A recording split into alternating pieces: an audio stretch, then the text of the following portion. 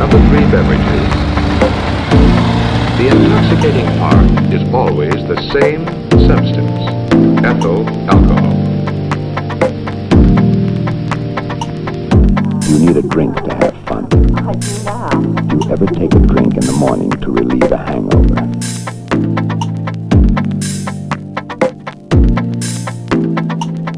The more alcohol that reaches the liver at one time, the more alcohol goes on to the heart unchanged. Welcome to the Field Alcohologist. I'm happy to have a guest here today that's pretty special and I'm pretty stoked about, Austin Lucas. And Austin, how's it going? You're in Germany right now. Yeah. Good. I am, yeah, correct. In Germany. Yeah, so we're originally going to do this podcast in San Diego before one of Austin's shows, and then the coronavirus hit. So we've switched it to the Zoom format, and like everything else these days. So Austin, for some of my listeners who might not know about your music and your music genre, do you want to give a little description of kind of what your style is, what you do, and that sort of thing? Yeah, I mean, I am a leftist punk person who plays country music. So some people call it folk punk, people call it cow punk. I don't think it's really, anything but my music. But people like boxes, and I don't get mad about it. You know what I mean? But yeah, I guess the most common descriptor for me has been Americana music, but that's because they throw so much American roots music into the Americana box these days. So yeah, and I'm comfortable with whatever because I know that I'm not anything, and you know what I mean. Like so whatever makes you feel good, you know what I mean, is fine with me. There you go. Very good. So going to the country genre, or even the Americana genre broadly defined, one of the kind of common themes in songs is alcohol use, drinking, bars, that sort of thing.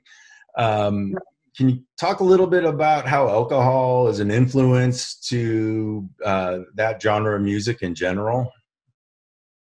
What I would say, what I want to say is that I think that the common conception, and I don't want to say misconception, the common conception is that with the arts comes along this like sort of need for some amount of like substance, the imbibing of substances, and right.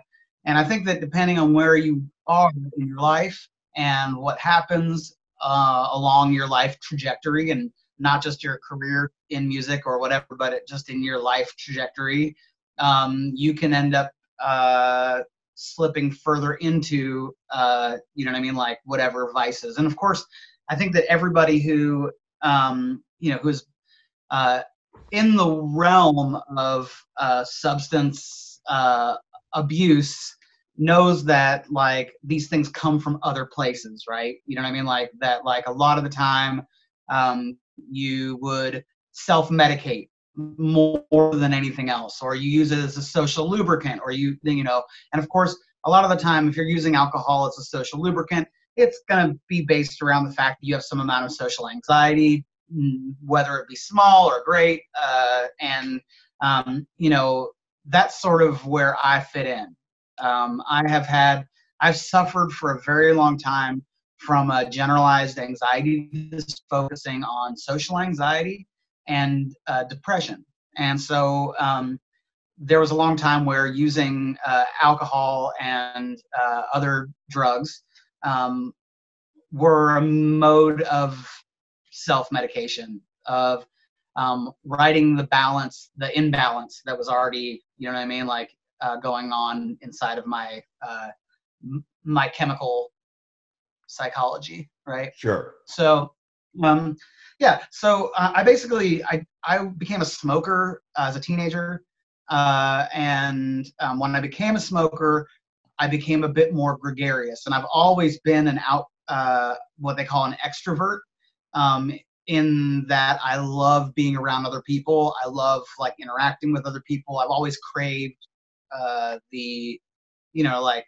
they call, I guess I've always craved attention or whatever. I mean, I'm a fucking performer, so Right. obviously, like, that's a thing for me. And when I was younger, I suffered from very serious social anxiety. Whether or not that was because of bullying or because of, like, of my family, or because of, any number of different things can happen to cause somebody to, who already is predisposed towards having any kind of a chemical imbalance, towards like teeter towards, like, having a actual disorder. And when I was younger, I had definitely a pronounced social anxiety disorder. And as I got older and I discovered alcohol and cigarettes, specifically, I started coming out of that. And so, like, I think that nicotine was a really big one for me to start to make me really feel like a human being, like, because, it's a stimulant. And Right. so once I had that stimulant in me, firing on my receptors, all of a sudden I was able to, like, kind of be social. And of course, when you smoke in a group, you all of a sudden have this shared activity, like, that you're doing. And it's like, it allows you. And of course, there's also this old thing that I really fucking missed as soon as I quit smoking, was being out at a party or a bar or on the street. And like, if I felt awkward, smoke that, like, the cigarette, and all of a sudden I'm doing something here. Right. I'm not weird. I'm not an alien. Look, no, I'm just here. This is what I'm doing. You know what I mean? Like, it just provided this, like, sort of gateway towards me feeling like I had a purpose, and therefore people wouldn't just, like, stare at me and think I was fucking weird. Right. Because, I've always had this pronounced feeling that if I'm in a room and no one's talking to me, that people, like, are going to find out that I'm an alien. You know what I mean? Like, that I'm somehow weird. So, basically, I started smoking when I was a teenager, continued smoking for 17 years. And then when I was 35, I managed to quit smoking. And when all of those receptors in my brain that were built around nicotine, all of a sudden didn't have nicotine, lo and behold, my generalized anxiety disorder just popped straight back up. And of course, I still suffered from it, even though I was a smoker, but it's like, it was a thing. It was a patch. You know what I mean? Right. And so, just like, and alcohol wasn't a help, like, as well. And other drugs were helpful. They all these things fed into me being able to be around other people. And, like, I don't think that I was ever what you would call an addict for anything but cigarettes. But I was definitely a binge user, Right. like, which you can argue about whatever, the consequences of that are, or whatever. There's lots of different theories about what constitutes, you know what I mean, like, an addict or an abuser, you know what I mean, like, where those lines are drawn. But, to me, I think that a chemical, like when something becomes a chemical necessity, you know what I mean, like, Right. then that's where things change. And of course, you can have an unhealthy relationship with something that you're not physically addicted to, you know what I mean, like, and that, that was where I sat. So when I quit smoking, I started having serious anxiety episodes, and I started having serious depressive episodes. And at first I didn't know what it was, right? Like, at first I knew that I was having a hard time because I quit smoking, but then I passed that 3-month mark where you're supposed to be, like, Right. okay. And I passed that 3-month mark, and all of a sudden I realized that, like, all of a sudden I was, like, suicidally depressed, and I didn't know why. And eventually I came to realize that there was a correlation between when I had gone out drinking and when I would be depressed. And so, like it took me a little while, but I would go out, I would feel good. I would go out drinking with some pals, have a few or a few too many, and then spend anywhere from a day to 3 days like in this catastrophic depression. Right. So I basically, I decided that once I realized it, once I isolated this thing, I was like, okay, I have to stop. So I just completely quit all substances except for coffee. Coffee became my really serious go-to, and then coffee and exercise. Those became like my, my main focal points, and meditation. I had a serious time period where I was really into meditation, and I started going down a weird rabbit hole with that too. You know what I mean? Because I was having a really bad crisis of faith with my career. My whole life fell apart. It's like everything that you could think of to describe bottom, aside from maybe having a very serious chemical dependence. You know what I mean? Like that described me. You know what I mean? Broke, lost my manager, my record label, my booking agent, kicked out of my house. You know what I mean? Just everything. You know what I mean? That could possibly go wrong in my personal life, just gone, Right. Divorced, blah, blah, blah. It's just the whole thing just crashed down to the bottom, Right. and all I could do is meditate sometimes for up to 2 or 3 hours in a whole day just to get through a day. Right. You know what I mean? Right. So it was bad. But once I realized that that not drinking was a help, things started getting better. And I started losing weight, and I started, and all this stuff started kind of started falling into place. Now I say that, and that doesn't mean that things were completely better, because I still have a generalized anxiety disorder and depression. Right. Right. And that took a really long time. Right. And of course I still have it. There's not, people are like, are you better now? And I'm like, yeah, mostly, it's I'm on psych meds. I have therapy every week.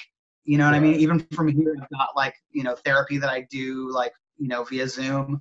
And it's I've got all these things. I'm a Muay Thai fighter and a coach. And I've got, I've got a lot of things, a lot of outlets, to help me out. But, that being said, it's in quarantine, I can't kick and punch anything, and that's a huge part of my, necessity. And I just had 3 of the worst days I've had in a really long time. This morning I woke up, and I'm not saying it was anything like it was before, but yesterday I was walking around like a zombie, needing, you know what I mean? Right. To having all these tasks I needed to finish, and having arguments with my partner, and just and I was like, man, this sucks. But the thing is that my bottom is here. You know what I mean? Whereas my bottom used to be bang, and that's all because I have all these things that have helped, I didn't just find a Band-Aid and slap it on top of my, my problems. And the other thing is that because I'm on psych meds and in therapy and a fighter, I can drink sometimes now too. So it's I'm in a place where I can have a couple of beers. I don't binge drink. I had 4 beers last week, and it was woo, you know what I mean? I got fucking saucy, but that's a totally different thing. And it's I try to explain to people, cause they say oh, I thought you were sober. And I'm like, well, yes, I'm mostly sober. I was sober for about 5 years total, where I just had to stay completely away from it. But for the last year, I've been on psych meds for getting close to 2 years now. And after a year of it, I was like, let's see if this works. And I found out that it did. And so, I'm in no way raring to be doing cocaine in you know what I mean, the bathroom at a club anymore, or you know what I mean, getting super wasted doing lots of shots or whatever, but I can have a couple drinks, which is great because I like the way it tastes. And not everyone's capable of that kind of thing. So I'm very grateful that I'm one of those very lucky few people. I mean, I can't have a cigarette every once in a while. Like that's like out of the question. Maybe Right. one drag, it always tastes like crap. And I'm like, nope. You know what I mean? Like, Yeah. but Yeah. yeah, like, Yeah, you bring up a good point. I mean, there are a lot of different types of alcohol abuse, and for a lot of people that are binge drinkers, if with some of the strategies you're talking about, some mindfulness, exercise, getting away from it for a while, you can go back to a normal drinking kind of pattern. And if you can control it, there's no reason, it's not like you have to go to AA or anything. And can I ask you, was it harder to quit smoking than drinking? oh God, yes. Yeah. Yeah. Yeah. One of the hardest things to quit. Yeah. I mean, quitting drinking was, honestly, it was weird going to the bars because I work in bars. Right. Like that was really weird. But like I just started drinking suds, like soda water and lime, like it's like, and I would just like pound soda water and lime all night long at the bar, and it just totally filled that, like that void. And I, when I quit smoking, I still every once in a while do it, but like I became addicted to like flavored toothpicks, like, so it's like tea tree oil, cinnamon toothpicks, just like hanging out all the time. So I'd be like at the bar with my cigarette, which would be a cinnamon toothpick, and like my soda water, and I'm like, I basically just was able to do it. And the only problem that I really had was just learning when to leave my friends when they were getting too drunk, like figuring out where that moment was where like I wasn't having fun around them anymore, and like I didn't want to like hate them. You know what I mean? Like that was where the real difficulty became, because I have always been drunk phobic. And I think one of the reasons why I drank for so long was because I couldn't handle drunk people. And in my line of work, you know what I mean? Like, it's like, you can't be a dick to fans, you know what I mean? Like, and if fans are drunk and they're punishing you, you know what I mean? Like with their drunkenness, saying the same thing over and over again, and like getting, too close in your face and stuff like that. One of the only ways to really deal with it is like, if you can't beat them, join them, like, and so, yeah, like it was weird realizing that even my friends, I was like, man, you guys, like y'all are, like annoying too. Yeah. Yeah. And then myself, like, wow, I must have been really annoying also, Yeah. like, but you only need to be sober around drunk people a few times to realize like, oh shit, this is. So let me ask you, I can't even remember. Probably the first time I saw you was 10, 15 years ago. And a lot of the bands you were playing with, I think it was a Revival tour. There was a whole lot of drinking, right? Not both the crowd and everybody in the show playing the shows. But everyone's older now. I just wonder, have you noticed any difference in your audience drinking less now as people have gotten older and kind of followed you, or is it pretty much the same? I think that crowd in particular was really a heavy drinking crowd. If I do dates with Lucero, it's still the same. You know what I mean? Like I'm with Ben, like it's still the same. You know what I mean? Like, so yeah, but my crowd, I think to the chagrin of bar workers and bartenders, hasn't ever really been quite as, you know what I mean, like alcohol fueled as other artists in my genre. I'm more of a listening artist, especially like if you're going to see me play solo with just my acoustic guitar. That doesn't mean that I can't still play in a room full of like loud, rowdy, drunk people. But it's like my fans, I don't think that they're necessarily going because they're there for like a social event, getting hammered. They're there to like hear me sing and tell stories. So it's just a little bit of a different atmosphere. And and that doesn't mean that there's not still some drinking and that there's not still some people who get real drunk. And especially earlier, like when I was younger and I was drinking more, I think that like, fans would want to connect with me and they would drink more. you know what I mean? Like, and buy me drinks and, you know, et cetera, et cetera. Like that's a whole thing. But now, you know, I mean, I have fans now that like will be drinking beers in front of me and they'll be like, I'm sorry, I know that you don't drink. And I'm like, what are you talking about? I'm like, you know, like, first off, I don't care, you know, Right. like you can do you. Secondly, hold on a second. I'm actually drinking too. I'm having one, you know? And then sometimes people will see me drinking a beer and they'll be like, I thought you were sober. Are you okay? And I'm like, yeah, I am, you know, like you know, it's an interesting thing, you know, like when, you know, like when you come out as being a sober person, you know what I mean? Like, and then you realize that like, oh, I actually can have some drinks, and you're like, I don't want to own sobriety like disingenuously, you know what I mean? Like, number one. And number two, how do I show to people like that this is a, you know, a different me, you know, like that this is like, you know, without them being concerned, because it's a natural concern to see somebody who, you know, especially many of them did see me really wasted and at my worst, you know what I mean? Like, and engaged with me on social media when I was at my worst. And, you know, like, it makes a lot of sense that people will be like, you know, concerned. So, which honestly, I appreciate a lot, you know, like the only thing that ever bums me out is that like sometimes I'll see somebody write about me and they'll be like, you know, they'll say that I used to be an alcoholic or that, you know, like all this other stuff. And I'm like, well, that's not really the minutia of the thing. I never really tried to pretend like I was like a recovering alcoholic or that I was in recovery or anything like that. I just, you know, I did get sober, you know, like, unfortunately, there's a lot of associations that people make and they just, you know what I mean? Like, it's like people's heads go to a certain place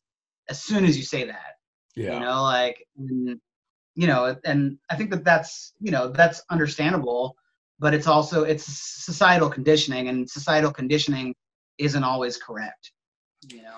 Yeah.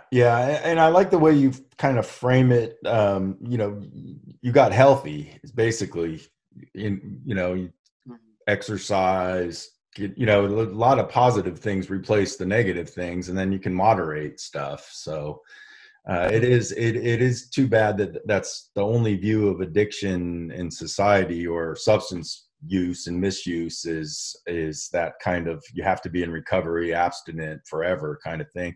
For some people that definitely has to be the case, but for other people it's not the right model. Man, good for, like, if that's what they need, then they need to do it, and good for them if they can do it. Like, I am so supportive, you know, like, I mean, like, if one of my friends is going through recovery, and like, even though I drink sometimes right now, like, I am not going to go out drinking, like, and like, hang out with them and be drinking, you know, like, it's like I would much rather be a support structure for, you know, like, that person than have like a drink every once in a while. Because, you know, it's like one of the first big problems that I had when I like realized that I had to get sober was like, I would go out with friends and I would be like, hey, look, like, I'm going through this really hard thing right now, and I've got really bad social anxiety.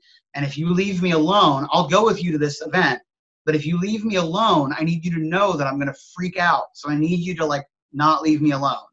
So if you want to hang out with me, you've got to come and hang out with me. You know what I mean? Like, you can't, you know, like, it's like, you can't just take me with you, you know what I mean? Like, and then abandon me. Like, I've got to like have somebody. There's like, and you know, there's, that had mixed results. Some people totally were like, oh, of course. And the next thing they ditched me. And the next thing I knew, I was at the bar pounding shots, trying to like overcome this like deficit, you know, like, and then the next thing I knew, I was like in a taxi crying. You know what I mean? Like, getting my ass fucking home because I'd had like a literal breakdown, you know, like, and then other people, you know, like, they would be like, I get you. And they would just like sit with me, you know, like all night long. You know, like, they would go, oh, I need to go to the bathroom. And I'd be like, yeah, that's fine. Go ahead. You know, like, and they go to the bathroom. Right. As soon as they were done going to the bathroom, they'd come back, you know, and it's like, I would always say, like, I know this is a burden, you know, like, I don't want you to, you know what I mean? Like, be burdened by me, you know, like, and I'm not trying to like make you, you know what I mean? Like, focus entirely on me. But if you really want to hang out and you really want to hang out at this thing, like, you've got to understand. And that's like, I don't know, that's the crux of a lot of things that people have problems with in general, and they just don't know how to relate to something unless they've been through it. And you know what I mean? Like there are some people who are excellent at listening and excellent at like, you know, hearing people, you know, like because somebody can say words to you and you can go and they can just go straight out because you've got no like point of reference, you've got no context for it because you've never been through the thing that they're talking about, and you associate it with something totally, you know what I mean, like whatever it is that you've got that sort of seems like, you know what I mean, like a puzzle piece that you can slap in there. Right. You know what I mean, like you do that, but that doesn't work. You know what I mean, like, and that's why like so many people don't understand privilege. You know what I mean, like they don't understand, you know what I mean, like, you know, they don't understand what being like you know, like an addict is. They don't understand what being a depressed person is. You know, like they like a lot of, you know, people in, you know, like in Western culture, a lot of white people can never understand what it's like to experience life as like a black person in the United States, for example. Right. You know, like they just can't because they don't see it because it's literally not something that affects them at all. You know what I mean? Like because to them it's so far away, you know, like that they couldn't even see it. And that's the fucking, like that's one of the very beginnings of what privilege is the fact that they're sheltered from, you know what I mean, like something like that because they don't have to deal with it because they're just lucky about, you know what I mean, like, you know, where their genetic coding came from. Right. You know? Right. Yeah, and you're seeing a ton of it in real action right now where people are having to isolate, and if you've got the luxury of a house and some space, you're great, and if you don't, you're basically fucked. So and hopefully it's a teachable moment for some people, kind of, you know, we'll see. Hope so. Yeah. I hope so. So, so I'll just ask one more question, and then maybe you can play a tune or two if you're up for it. So, just what's next for you musically? What you're working on a new album, or you're going to start a new album? Well, I just finished recording an acoustic album here in Germany, and which I did via live stream. I don't know if anybody's ever recorded an album via live stream before, but you know, but I did that a few weeks ago, and then yeah, that's going to come out here, and I hope in the next 4 months, I would hope. And then in July, I'm going into the studio with John Paul White of the Civil Wars and Ben Tanner of Alabama Shakes with my band, The Bold Party, and we're going to make a full production, like, you know what I mean, like album. So. Right. So I've got 2 things that are going on right now that I'm coming up, and I'm doing lots of live streams in the interim right now, trying to stay connected with fans, and you know, that's to me that's really like, you know, the most important thing is just trying to stay connected with people. And honestly, this is a good opportunity for it because like people are home. Right. Right. Yeah, definitely. And then when this all ends, going back on tour. Yeah, of course. Hopefully. I mean, I'm supposed to be on tour in July again, but you know, I'm not. Look, my booking agent can put holes in clubs, and he can, you know what I mean, like, and he can try to put me back out on the road, and all I can say is this: I will have no idea what's coming until we are much closer to the damn thing. You know, like here we are, we're at the end, getting to the end of April, and like, will I be on tour 3 months from now? Yeah. I don't know, man. I would love it if that were possible. I know a little bit too much about like, I think I've got some friends who are epidemiologists and who are who work in health in different, you know, like fields. And I probably am a little bit, have too much information to be exceptionally positive thinking in that regard. I'm a little bit too pragmatic, you know, like to think that it is going to happen. But you know what? Hope is important And I hope to get back out on the road, and I hope that I will be able to, you know what I mean, be in front of people and hanging out again, you know. So I'm gonna keep on putting dates on the books, you know, like until this thing's out of, you know what I mean, like, and in the hope that they happen. Right. Well, we hope to see you out there again too. So yeah, why don't you play us something? Sure. All right. Do you have any idea what you want to hear, or what's, you know, seems good? For this, well, why don't, if you want to play us something new, that'd be cool. Or if you want to play a song that you think's got like substance use or alcohol lyrics in it, you can do that, or anything. I can just throw out a favorite. I'll do both. How about that? This song's going to be on the Alive in the Hot Zone album. Okay. That's the acoustic album that's going to come out sometime around the end of summer. Okay, cool. Called Prayers for the Lonely. I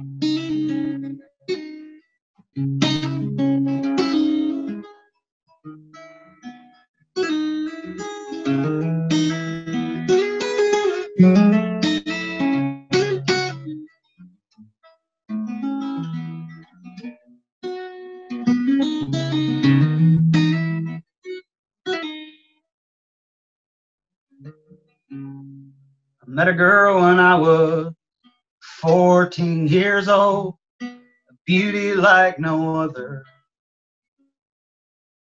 She had rosebud lips and eyes of green. Freckles danced upon her alabaster skin. I gave her my heart. She saw fit to break it. Chose words all men fear the taste of. I learned so many lessons that day. I learned what these pretty girls think of boys like me.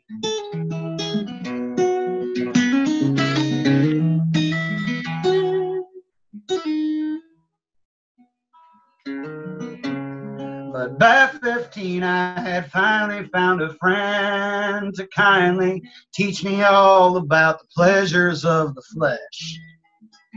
And she was warm, so warm, like a fire in my arms. We set ablaze her twin-sized bed. We'd be in the basement, her grandma in the kitchen, smoking Doral Ultralight 100s, watching daytime television. I guess she kept her hearing aid turned down. She never said a word about the sound that came from underground.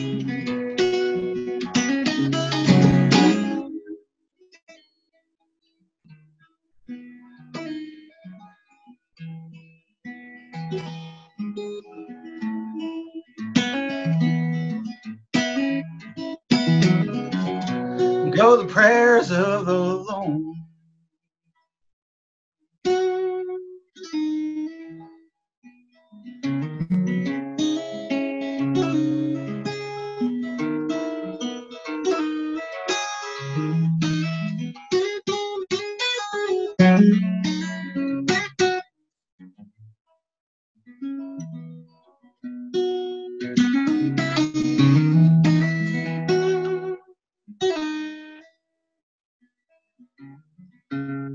Now at 20 years and blink your little eyes, it's but a breath, but a moment, but a single sip of wine.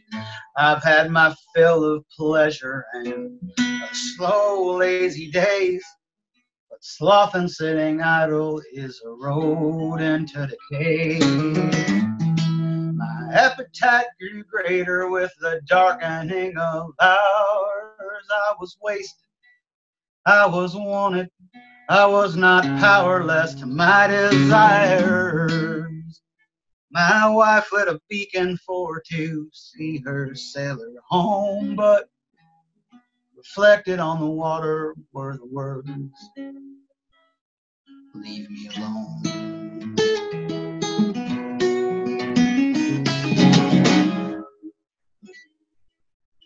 Go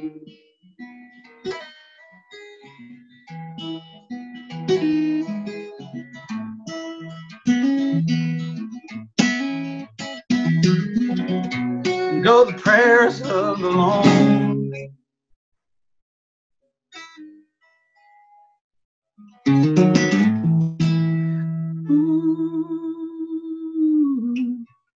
Go the prayers of the lonely.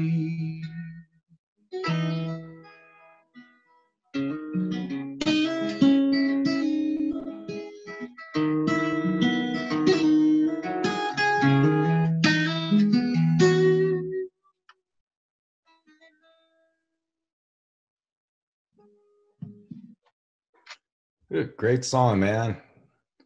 Thanks, dude. Sorry about that old tuning thing in the middle there, but That's all right. Live Zoom show.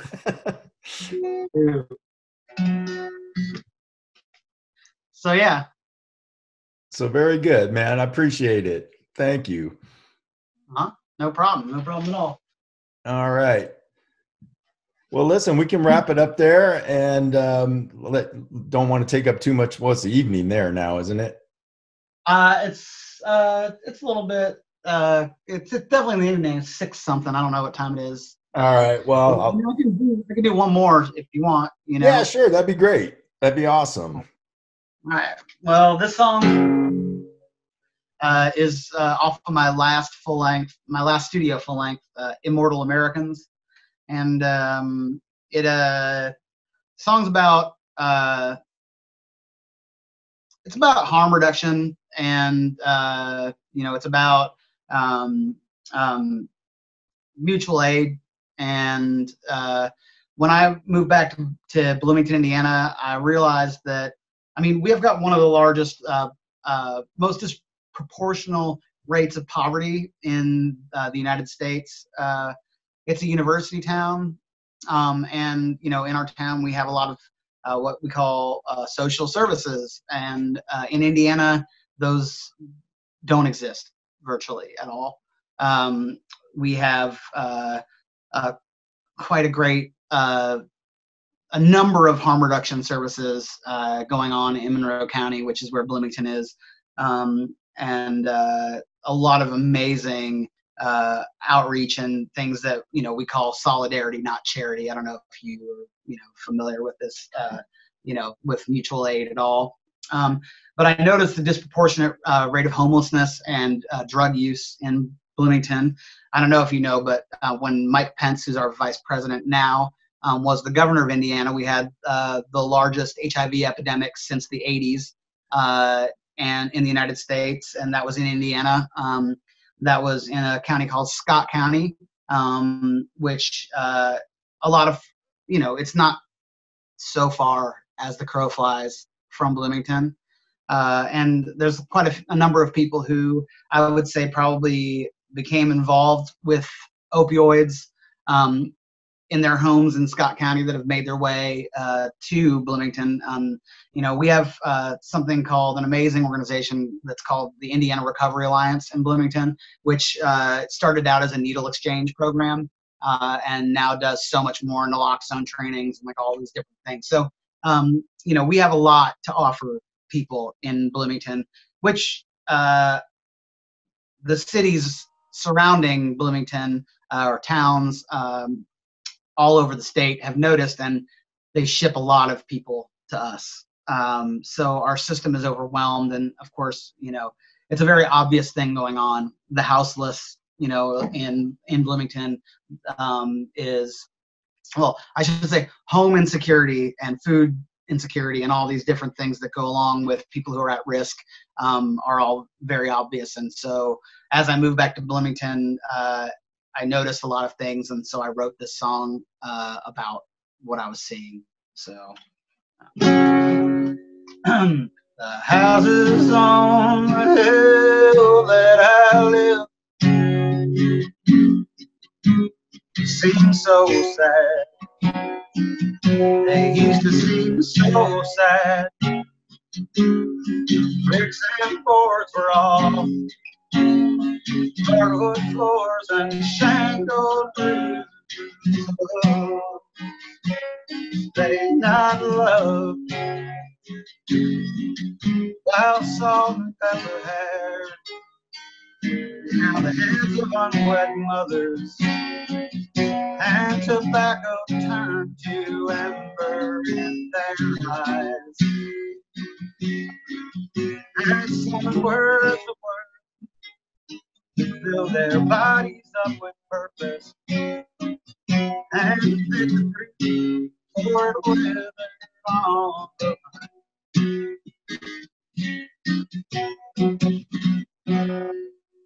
far before its time. By and by we all are shackled, each their county line. We're blood drunk and born into fight.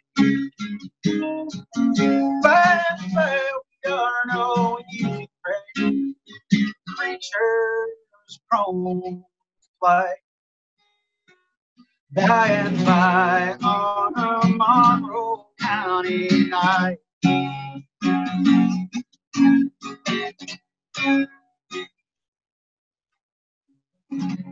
Boys up on the hill that I live, they all walked away, or they slipped away. On her turn to rust, lit by a fading star at dusk. They're just shadows dancing in the dust, while salt and pepper hair, like girls that we grew up with, and they smile with all their bright and steely eyes. I am conjuring a man full of worth and strength of purpose. I feel like a creep delivering a line.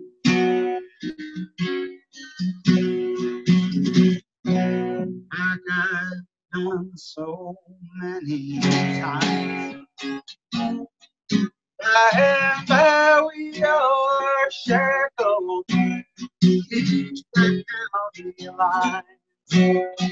We're blood drunk and born into the fight. By and by we are no easy prey, creatures prone to fight.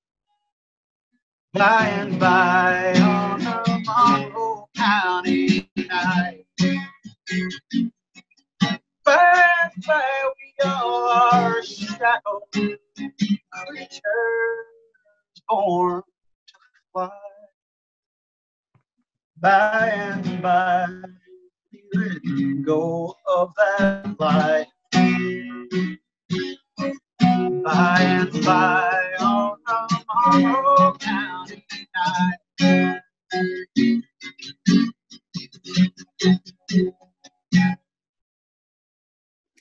Very good, man. Great song. So I don't know if I told you, I'm a social work professor by trade. So, Cool. so you're actually Cool. You're hitting all the buttons that talking about a lot of shit that we talk about every day. So that's great.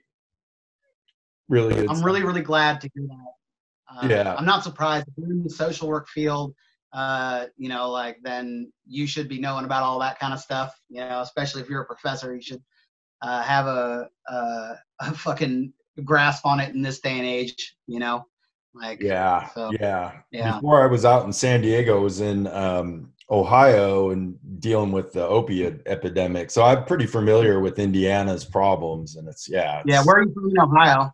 I was Columbus area. I was at Ohio State for 5 years. So Yeah, I mean, my dad was in Ohio. I lived in Dayton, like right out of high school. I left Indiana and moved to Dayton for some fucking I don't know why, with a band that I was in. We just decided to move there because it was a biggest city or whatever. And Yeah. I lived there for 3 years. So I lived in Ohio for a spell. yeah, You know? yeah, yeah. Well, listen, man, I appreciate it. This will probably air in 2 weeks. So I'll text you or email you and let you know. And again, really appreciate you doing it. Stuff I can pick up and stuff like that, whatever information you need and all that. Okay, yeah. Excellent, cool. And if when this all ends, you get back out to San Diego, I hope to see you at one of your shows. I'll buy you a beer.